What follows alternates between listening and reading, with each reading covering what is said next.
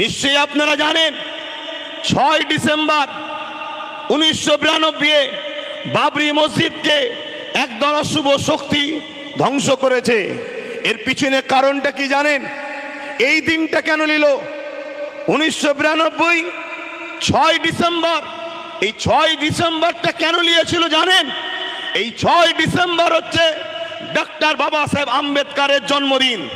পুরো ভারতের মানুষ বাবা সাহেব আম্বেদকরকে, সে মুসলিম হোক, দেশপ্রেমিক হিন্দু হোক, আদিবাসী হোক, দলিত হোক, সাঁওতাল হোক, খ্রিস্টান হোক, যে কোনো ধর্মের সঙ্গে তার সম্পর্ক থাকুক, ডক্টর বাবা সাহেব আম্বেদকরকে সবাই শ্রদ্ধা করে। আমি একজন পীরজাদা হিসাবে, খানদানের রাসূল হিসাবে আমিও ডক্টর বাবা সাহেব আম্বেদকরকে শ্রদ্ধা করি। কেন? তিনি আমার দেশের জন্য চলার একটা সুন্দর ব্যবস্থা করেছে, যেখানে সবার সমান অধিকার দিয়েছে।